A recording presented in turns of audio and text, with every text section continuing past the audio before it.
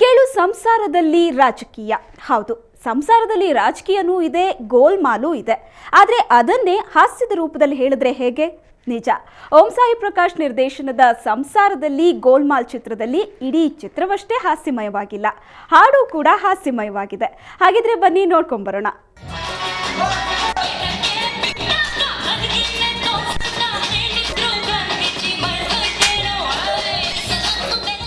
ಒಂದೇ ಜಾಗದಲ್ಲಿ ಇಷ್ಟೊಂದು ಕಲಾವಿದರು. ಹೌದು, ಸಂಸಾರದ ಕಥಾ ವಸ್ತು ಅಂದಮೇಲೆ ಇಷ್ಟೊಂದು ಮಂದಿ ಇರಲೇಬೇಕು.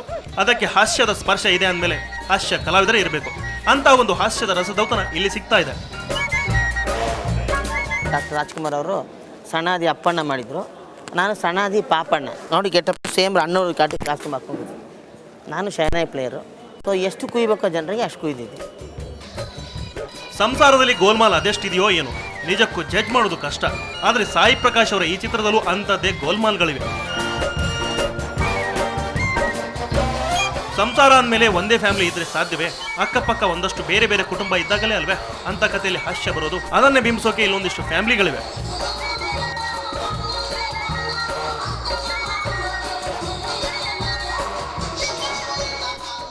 Middle class and lower middle class ಫ್ಯಾಮಿಲಿಯಲ್ಲಿ ನಡೆಯುವಂಥ ಘಟನೆಗಳು.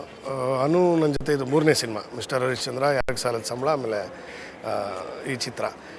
ಒಂಥರ ಖುಷಿಯಾಗುತ್ತೆ. ಕೆಮಿಸ್ಟ್ರಿ ಚೆನ್ನಾಗಿದೆ and we know each other well.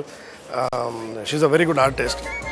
ಅನು ಮತ್ತು ಮೋಹನ್ ಜೋಡಿ ಸಾಕಷ್ಟು ಇಷ್ಟವಾಗಿದೆ. ಯಾರಿಗೆ ಸಾಲುತ್ತೆ ಸಂಬಳ ಚಿತ್ರದಲ್ಲಿ ಈ ಜೋಡಿ ಸಾಕಷ್ಟು ಮೋಡಿ ಮಾಡಿತ್ತು. ಈ ಚಿತ್ರದಲ್ಲೂ ಅದು ಮುಂದುವರೆದಿದೆ.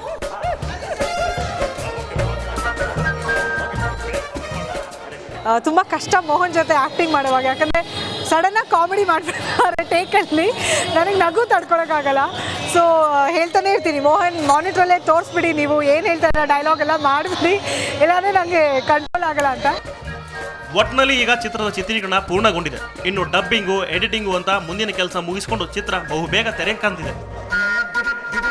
ರೇವನ್ ಪಿ ಜೆ ಅವರು, ಎಂಟರ್ಟೈನ್ಮೆಂಟ್ ಬ್ಯೂರೋ, ಸುವರ್ಣ ನ್ಯೂಸ್, ಬೆಂಗಳೂರು.